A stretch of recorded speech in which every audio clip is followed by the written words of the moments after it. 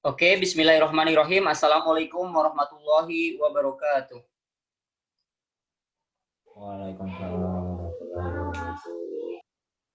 Alhamdulillahirrabbilalamin. Asyhadu an la ilaha illallah wa asyhadu anna Muhammad Rasulullah. Allahumma sholli ala Muhammad wa ala ali Muhammad. Nah, insya Allah untuk hari ini materi kita adalah tentang pengenceran asam dan basa.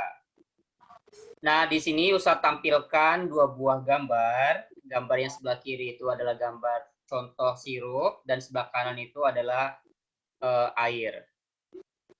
Nah, ketika Ustadz memasukkan air sebanyak setengah dari gelas ini, kemudian ditambahkan tiga kali ya, maksudnya tiga tutup sirup ini dimasukkan ya, sirup sebanyak 3 tutup dimasukkan ke dalam gelas yang berisi setengah air. Nah, kira-kira bagaimana ketika Ustadz penuhin airnya? Setelah tadi ya dimasukkan tiga buah tutup sirup ke dalamnya. Kira-kira yang pertama sama yang kedua lebih manis yang mana?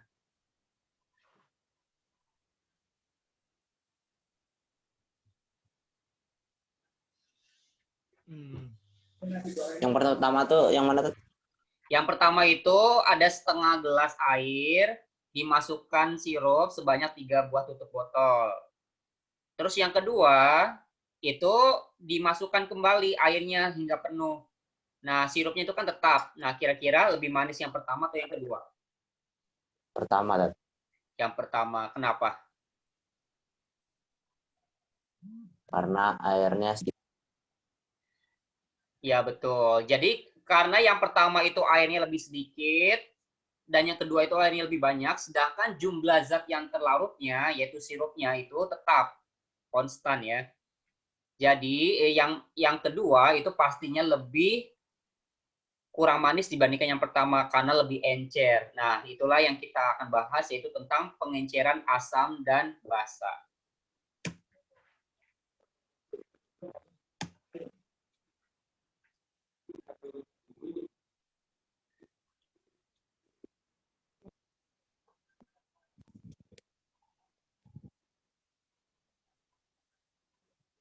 Nah, yang pertama itu sebelum diencerkan dan yang kedua itu setelah diencerkan. Kalau kita hitung ya, ada berapa sih zat larutnya yang hitam yang merah-merah ini? 1, 2, 3, 4, 5, 6, 7, 8, 9, 10, 11, 12, 13, 14, 15, 16, 17, 18. Nah, ketika airnya itu volumenya seperti ini dan kita bandingkan dengan yang sebelahnya, yang setelah diencerkan, yaitu volumenya lebih banyak, volume larutannya lebih banyak.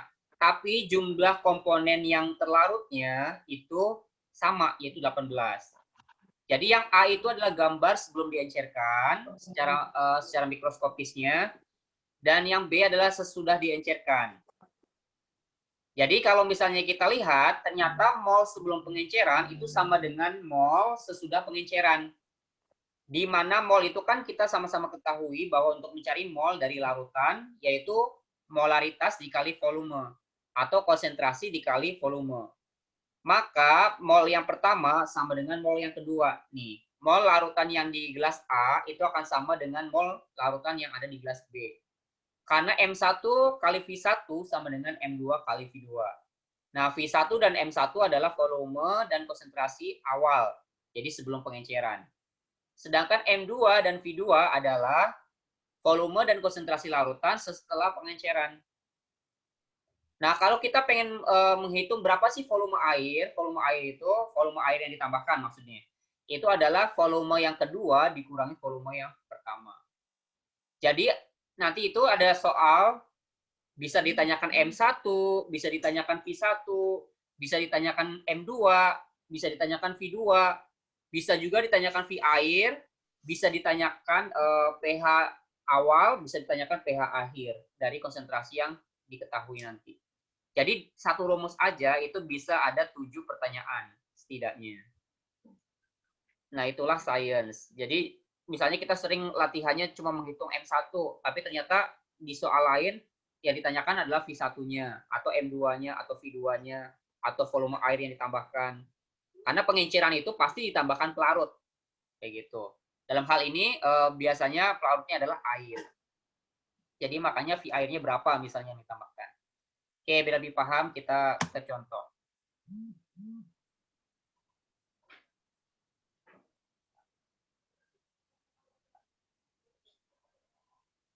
Oke, ada 3 buah contoh yang akan kita bahas. Nih yang pertama, berapakah volume dari larutan H2SO4 2 molar yang dibutuhkan untuk membuat larutan 200 ml H2SO4 0,5 molar? Nah, kita yang nomor 1 dulu ya. Kita nomor 1 dulu kita bahas. Nomor 1.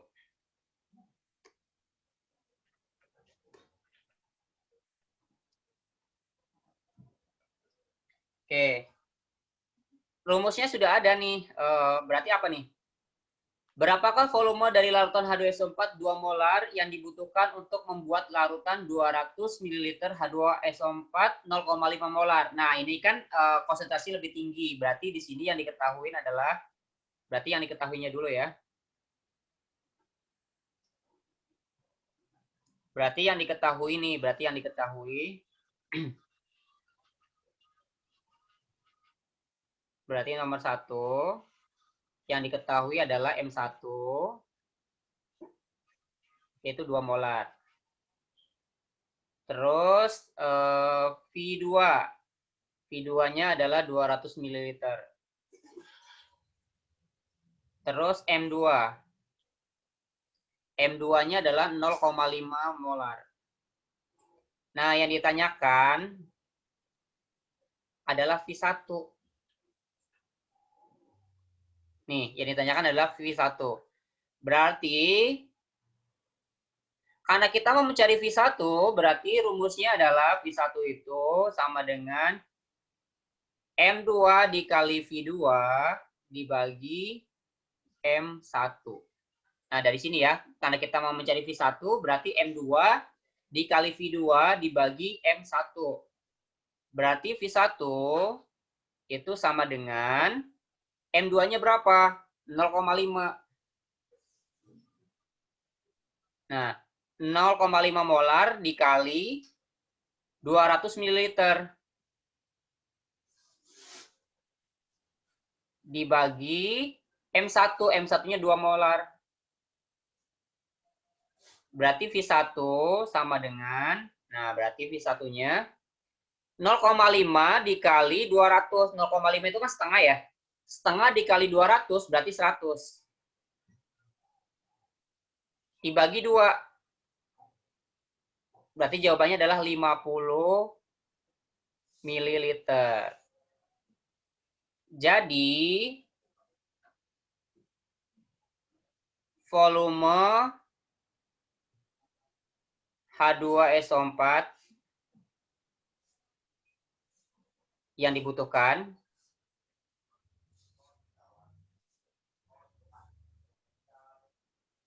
sebanyak 50 ml. Oke, silakan kalau ada yang mau ditanyakan terlebih dahulu. Oke, kita bahas soal nomor 2.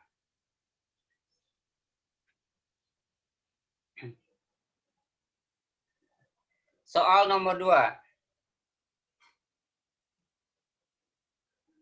Oke. Di lab Albina terdapat 100 ml larutan HCl 0,01 molar.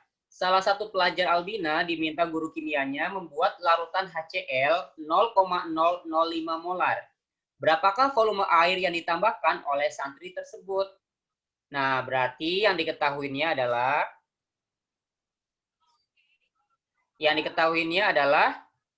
100 ml larutan HCl 0,01. Berarti ini V1.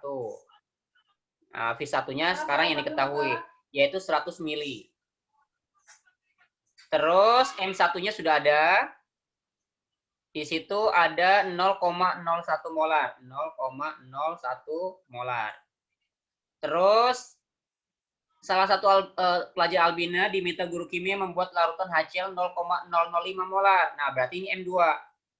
Nah, M2 itu 0,005 molar. Nah, yang ditanyakan adalah V air yang ditambahkan, volume airnya. Nah, V air itu seperti yang Ustaz sampaikan di sebelumnya, V air itu adalah V2 dikurangi V1. Nah, berarti yang kita kerjakan adalah mencari V2-nya dulu nih. V2-nya, berarti V2-nya dulu kita cari. Nah, V2 itu adalah M1 dikali V1 dibagi M2. Nah, kita kan mau mencari ini nih, mau mencari V2. Berarti V2 itu adalah M1 kali V1 dibagi M2. Nah, M1 itu 0,01. 0,01 dikali. V1-nya 100 nih. Dibagi M2. M2-nya itu kita pakai bilangan berpangkat aja ya. 1, 2, 3. Berarti 5 kali 10 pangkat minus 3. Berarti V2-nya adalah 0,01 kali 100. Nah, kebetulan ini sama ya, 100 kan 2 nih, 1, 2, berarti habis. Berarti tinggal 1/5. Nah, karena ini pangkat minus 3, berarti naik ke atas. Berarti sama aja dengan 10 pangkat 3. Nah, naik atas ya, biar jadinya minusnya hilang. Berarti 10 pangkat minus 3 itu kan 1000. Berarti 1000 kali 1. Berarti 1000 dibagi 5. Nah, berarti 10 bagi 5 kan 2. Berarti jawabannya adalah 200 ml. Itu baru dapat V2. Berarti volume air yang ditambahkan ke dalam 100 ml 0,01 molar adalah, berarti V air itu adalah V2 dikurangi V1. Berarti 200 dikurangi 100. Berarti V airnya adalah 100 ml. Jadi, volume air yang dibutuhkan untuk mengecerkan, yang ditambah untuk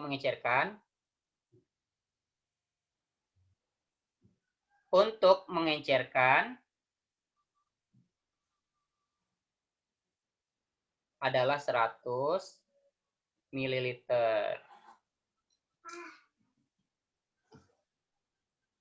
Jadi volume air yang dibutuhkan untuk mengecerkan ini 100 ml larutan HCl 0,01 sehingga terbentuk 0,005 molar adalah 100 ml. Kayak gitu. Kita masuk ke contoh yang ketiga.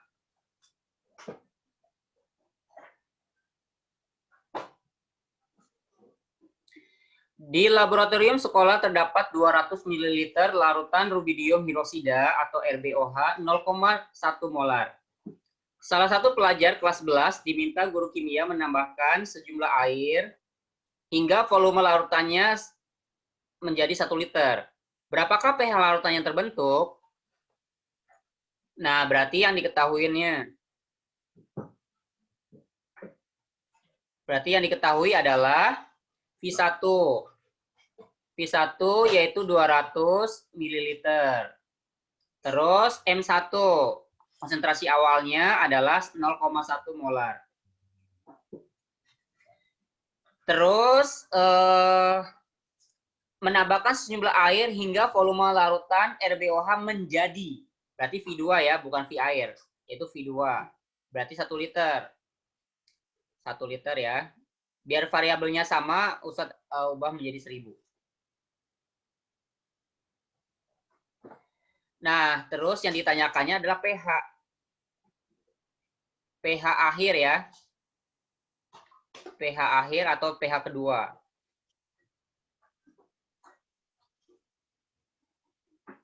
Setelah diecerkan kan, berarti jawab. Nah, untuk pH itu kan dari konsentrasi yang kedua nih. Berarti kita cari M2-nya dulu. Nah, M2 itu adalah M1. Nih, M2 nih. Kita pengen mencari M2. Berarti M1 kali V1 dibagi V2. Oke, berarti M2 adalah M1. M1-nya 0,1 nih. Dikali 200 ml per 1000 mili.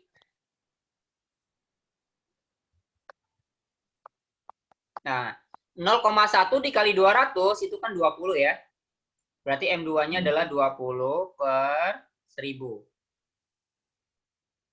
Berarti kita punya pinjaman 0-nya 2 kan? Berarti 0,02 molar. Nah, ini adalah senyawa basa RBOH kan? Berarti konsentrasi, berarti M RBOH. Ini karena OH-nya ada 1, akan berarti konsentrasi MRBOH-nya itu adalah 0,02 molar. Nah, itu kan senyawa basa. Jadi kita ingatkan kembali ya, berarti basa ini kan kebetulan basa kuat nih. RBOH itu karena tidak ada KB-nya. Berarti kita akan mencari OH minus dulu. OH minusnya adalah B dikali MB karena dia senyawa kuat ya. Nah, OH-nya ada 1, berarti 1 aja. Berarti B-nya 1 valensi basanya. Sekaligus mereview bagaimana menghitung basa kuat. Nah, 0,02 dibiasakan kita pakai bilangan berpangkat. 1, 2. Berarti pangkatnya adalah pangkat minus 2. Tinggal dikasih angka 2 di depannya sesuai dengan ininya. Berarti 2 dikali 10 pangkat minus 2. Berarti konsentrasi OH minus itu adalah 2 dikali 10 pangkat minus 2 molar. Nah, POH karena dia senyawa basa berarti minus log dari konsentrasi OH minus. Berarti POH-nya adalah minus log dari 2 kali 10 pangkat minus 2. Nah, ini tinggal diturunkan minus 2 kali minus itu kan 2 ya. 2 minus log 2. Nah, pOH-nya sudah dapat nih. 2 minus log 2. Berarti kita bisa mencari pH. Seperti di pembahasan sebelumnya, berarti pH itu adalah 14 dikurangi pOH. Berarti 14 dikurangi 2 minus log 2. Berarti pH-nya 14 dikurangi 2, yaitu 12. Minus dikali minus, berarti itu plus. Berarti pH-nya adalah 12 plus log 2.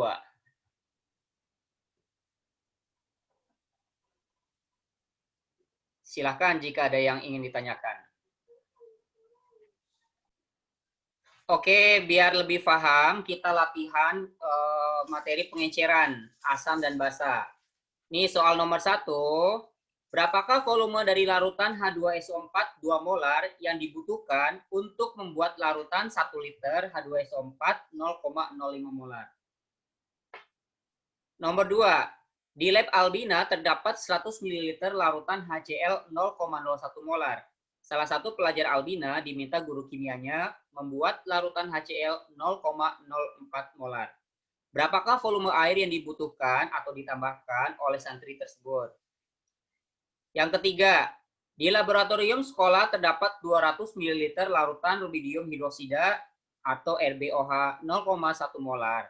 Salah satu pelajar kelas 11 diminta guru kimianya menambahkan sejumlah air hingga volume larutan RBOH menjadi 2 liter. Berapakah pH larutan yang terbentuk? Nah, silakan dicoba agar lebih paham. Oke, alhamdulillahirrahmanirrahim. Itulah pembahasan kita mengenai bagaimana cara mengencerkan asam dan basa. Mudah-mudahan bermanfaat dan semoga ilmu yang kita peroleh bermanfaat serta berkah. Kita tutup dengan hamdalah, alhamdulillahirrahmanirrahim.